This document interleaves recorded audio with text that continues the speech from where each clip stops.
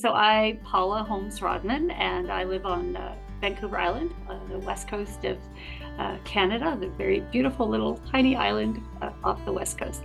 And I am the caregiver and sister and advocate to Lindsey Holmes, who is now 4+ years an ovarian cancer survivor. So that first day, the Tom Baker Cancer Center, I took the nurse aside and I said, my sister is autistic. She's going to need a little help. I didn't know what I was asking. I just knew I had to say something. And I don't know if if that information got on her chart, how it was relayed between the healthcare team, what it meant to them, if they changed anything. Now, by the time because Lindsey and I developed this self-advocacy guide based on the interviews I did with her, Lindsey became a really strong advocate. So by the time we get to July 2023, she walks into that oncology appointment. She's like, I'm autistic. You're going to have to slow down. And she says, if I say, yep, yep, yep, I mean, I don't hear a word. If you were to support your needs, and then so maybe start with that, and then perhaps other autistic people, how would you design that cancer center? Well, I'd have, if you were a consultant. Yeah, if I ran the zoo. If I ran the zoo, which we clearly don't. So. But maybe we do. Maybe we can. We run our own personal zoos, and that's about it. Right. Cat zoos. Cat zoos. Yes. Anyway, so yeah. So what would I do? I'd have comfortable waiting spaces. Being given that that's a lot of your experience there. Consultation rooms that are big enough to comfortably house, comfortably seat and whoever's there without people being smushed against the wall. Crammed in. Yeah. But I think also, just if there's offering you other things, being able to go directly, like the psychosocial supports and stuff. Yeah. Like they did, I guess, originally run the Look Good, Feel Better out of Tom Baker, but so that would have been there if during normal times, but but just having things close by and even right there in one physical location. Yeah.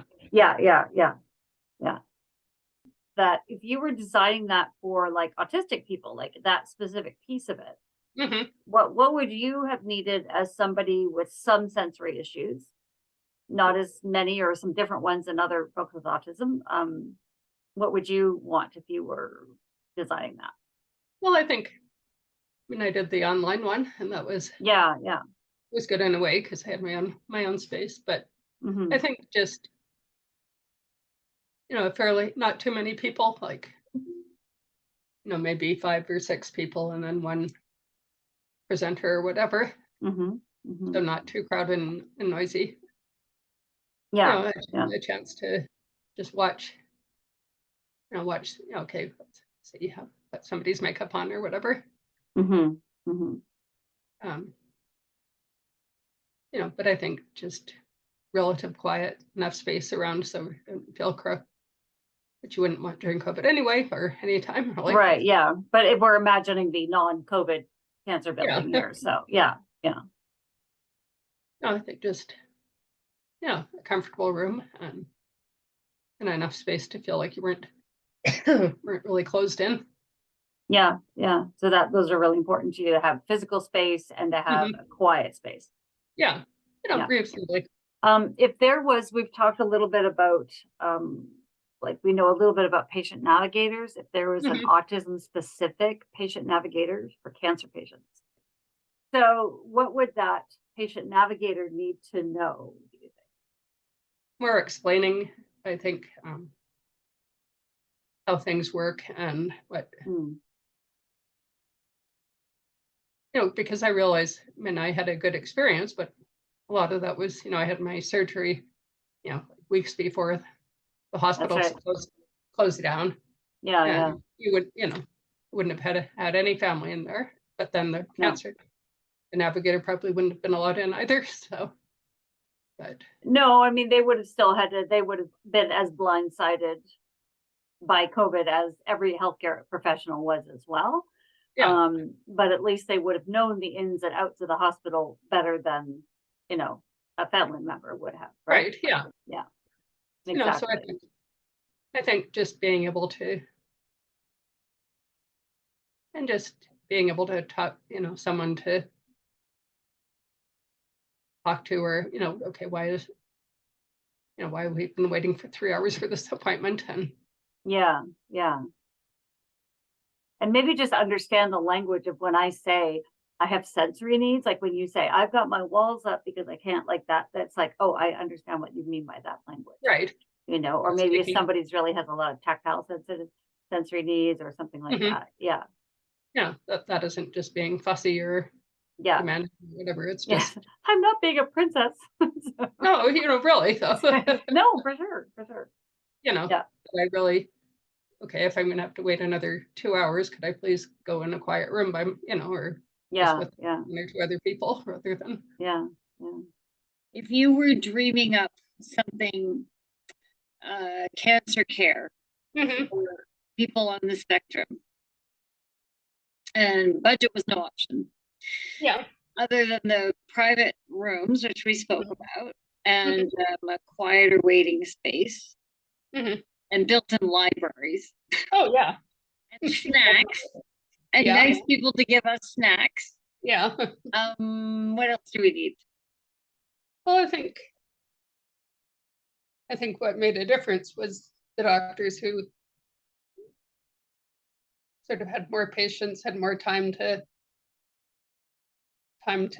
let me process things. Yeah. What stressed me out was the ones who seemed to be in a tearing hurry, like they couldn't wait to get finished and move on to the next thing. Just sort of the patience. So you're like, okay, this stuff cold, but it's my first time hearing it. So Yeah, for sure. Like, can you just start with where the hell my ovaries are, please? yeah. And how I got to my lung fluid? Can we just start to roll that tape back? Yeah. Yeah. Yeah, I know. So I think that helped. Yeah. Having you there helps a lot.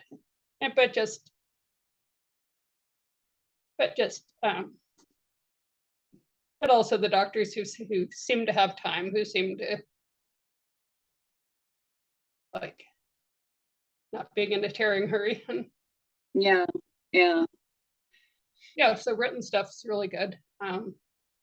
Checklists, could get like the booklets I found really helpful because, I can only absorb so much in the 10 minutes or whatever. But Yeah. Yeah. so that, that was helpful. Like what's good for autistic people with cancer would be good for everybody. Yeah. It's an extremely stressful thing for every human who has ever had it. Right. So You're right. Yeah. I think it's just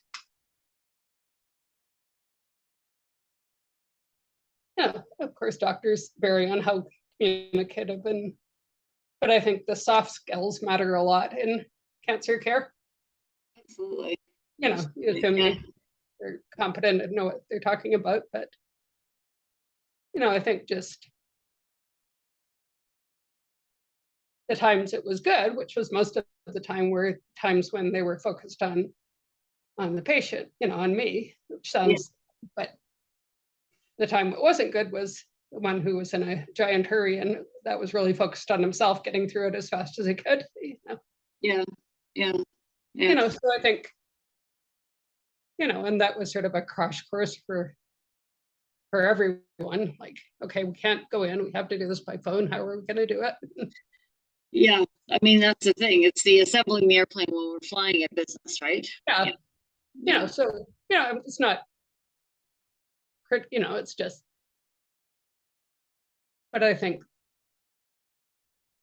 going like in medical schools, some are just on marks, and of course they need to have that intelligence, but it's also, for stuff like cancer care, it's very important to know you know, to have the people skills. And, you know, and I've certainly read a lot of horror stories about people with autism in hospitals and just having a horrendous time. And, you know, not because anybody was being particularly horrible, but because it just is not set up for you and you can't, Yeah. you Yeah. know,